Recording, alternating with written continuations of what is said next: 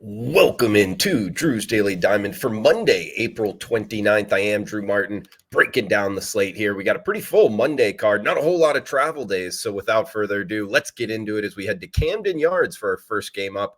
First place versus second place in the AL East, 6:35 Eastern start. Clark Schmidt and the Yankees versus Grayson Rodriguez and the Orioles. The O's minus 135 home favorites, total of 9. Talking about the Yankees here, winning 2 straight against the Brewers, back-to-back games scoring 15 runs. So they've scored 30 runs in their last 2 games combined. This lineup is hot right now. They got Clark Schmidt on the hill. His numbers are good. 3.5 ERA, 29-10 strikeout to walk ratio, former first rounder in 2017 out of South Carolina. We're looking to back him. We're listing Schmidt as the starter. Grabbing the Yankees, plus 120.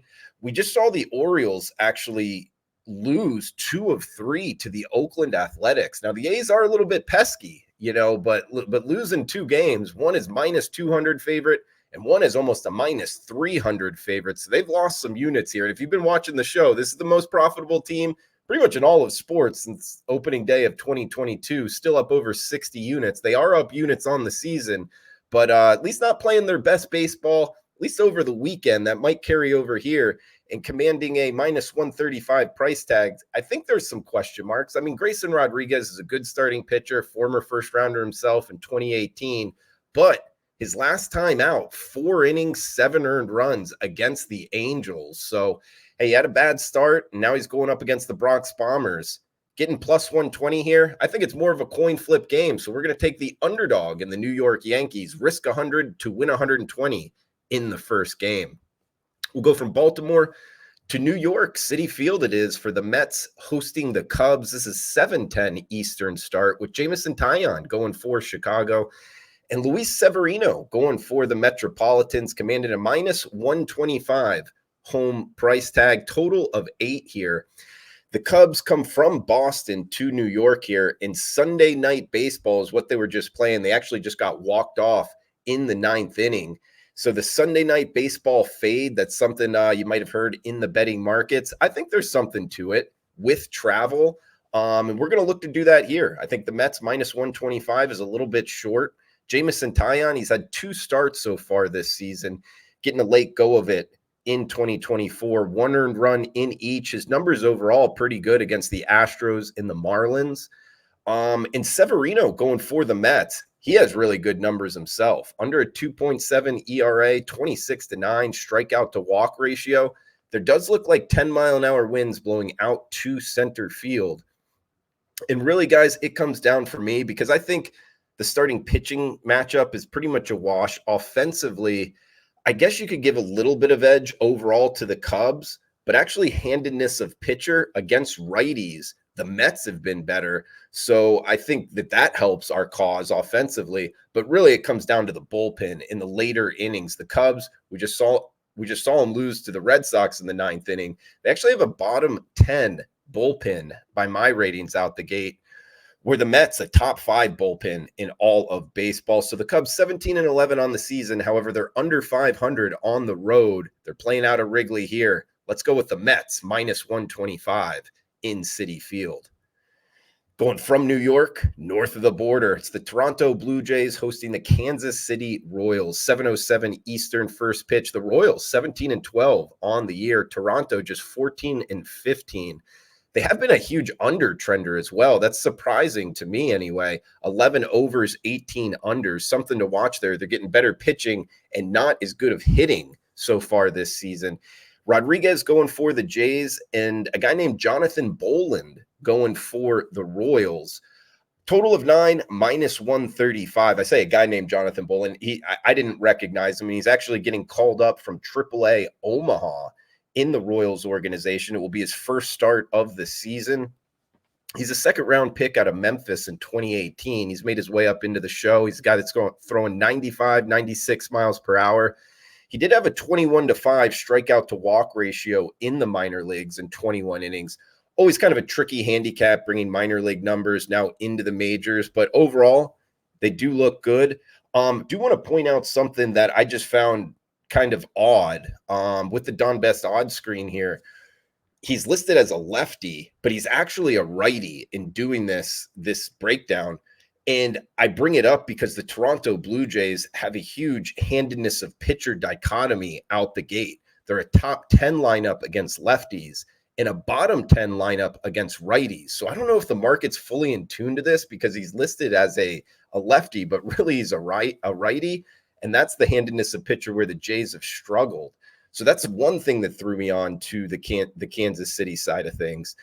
Another thing here is the Toronto Blue Jays talked about, offensively not being all that great of shakes. They actually have lost 5 of their last 6 games, so they're not playing really good baseball right now. And Rodriguez, their starting pitcher, he's actually back-to-back spots now against the same lineup in this Royals team. He pitched against them on April 24th in Kansas City.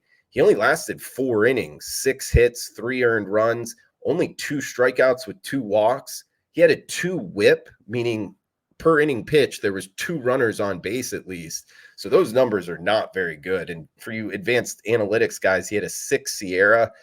I don't like this matchup at all for the Blue Jays pitcher. Going up against the same lineup, this Royals lineup has been surprising at times. So let's jump on the Royals here, guys. We get them at the plus price, plus 130. I think the underdog is barking north of the border. Risk 100 to win 130 on the Royals. We'll go from Toronto to Anaheim here for the Philadelphia Phillies and the LA Anaheim Angels. Griffin Canning and Christopher Sanchez, the pitching matchup here.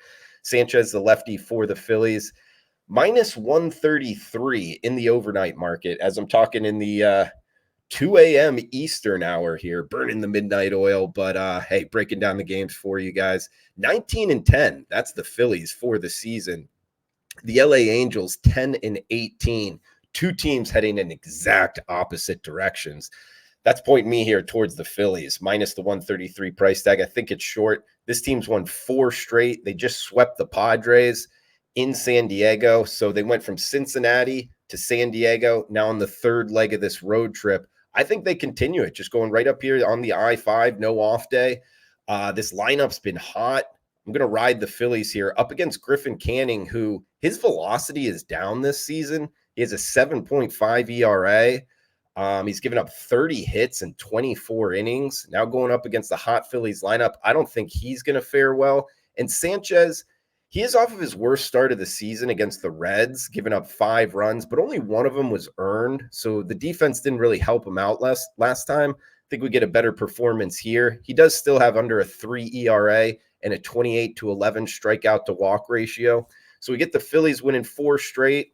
They've won 11 of their last 13, and the Angels have lost 4 straight. They've lost 8 of their last 9. They've been outscored by the Twins in the last 2 games. They scored 10. The Twins scored 27. I think it's more of the same here. It's the Phillies, minus 133 in Southern California. We've got 2 more nightcaps I want to get into. Next one up, 9:40 Eastern, 6:40 local time here. Dodgers and Diamondbacks. It's James Paxton, the lefty, going for the Dodgers, commanding a minus 140 price tag. Total of 10 with Henry, the lefty, Tommy Henry, that is, going for the Arizona Diamondbacks. This is Arizona schedule spot-wise, guys. I don't like this spot for the D-backs. It's their first home game off of a 3-city road trip with no off day for travel. So, these guys have real lives, getting back home, got to deal with things. The mindset of being on the game, I think, is in question. And Henry on the hill, he has 5 starts this season, 5.55 ERA. 24-9 strikeout to walk ratio isn't terrible, but his overall numbers aren't great. And now he's up against this Dodgers lineup, number 1 lineup in baseball. If you go by weighted runs created plus or team OPS, they've been smacking it around. So I think he's in a little bit of trouble here up against the Dodgers team that's won 6 of 7. They're also on a 3-city road trip. They played the Washington Nationals, then Toronto, now here to Arizona before heading home to Los Angeles. Now, there is one question here, and this is why I think we get the Dodgers at such a minus 140 isn't really expensive, anything like that, but it's really about James Paxton. I mean, he has a 2.6 ERA, and I've never seen numbers like this, guys. And under a 3 ERA And his strikeout to walk, he's on the wrong side of 11 to 17. He's got 11 strikeouts and 17 walks. Something's got to give here. And I think the market kind of pricing the Dodgers low like this, think he's going to get knocked around. I don't know. They've been playing the better baseball here. Let's go with the Dodgers, minus 140 in the desert. Got one game left, guys. This is Drew's Daily Diamond. If you're liking the content, you can do me a favor, smash that like button and comment below. Let me know what your MLB picks are for tonight, for this week. All is welcome here. Feel free to fire away any questions. I'll be in the comments below. Also, premium picks available, WagerTalk.com. Expert Drew Martin. We got last game up, heading to the Pacific Northwest. We get the Atlanta Braves and the Seattle Mariners, 9:40 Eastern, 6:40 local time, first pitch, first place team in the NL East versus the first place team in the AL West. Actually, the Braves sitting at 19-7, best record in all of baseball. They are hot right now, won 11 of their last 13, and they got Max Fried on the hill, the lefty, up against Miller for the M's, 7.5 being the total. The Braves, minus 144 in the overnight market. And a couple things on Max Fried. He's coming off of a complete game shutout his last start. It was against the Marlins. He threw 92 pitches, 9 innings, 0 earned runs, 3 hits, 6 strikeouts, 0 walks. Absolutely dominated the Fish. He threw 92 pitches, and he has 5 full days rest off of the shutout. So I don't think it's going to hurt him too much. You know, he's a guy, a veteran, 92 pitches with 5 full days. I'm going to ride him again here, guys. Minus 144 price tag. Miller for Seattle, he's been good, 2.22 ERA. But his last time out against Texas, he had 4 walks and only 4 innings completed. So if you're walking people, you're walking guys, giving free passes against this Braves lineup, that's probably going to come back to get you. I think the Braves get to him here. Number 2 lineup in all of baseball, number 2 against righties. Giving up a little bit here pen-wise. Seattle's pen's been good, and Atlanta's pen has given up a couple.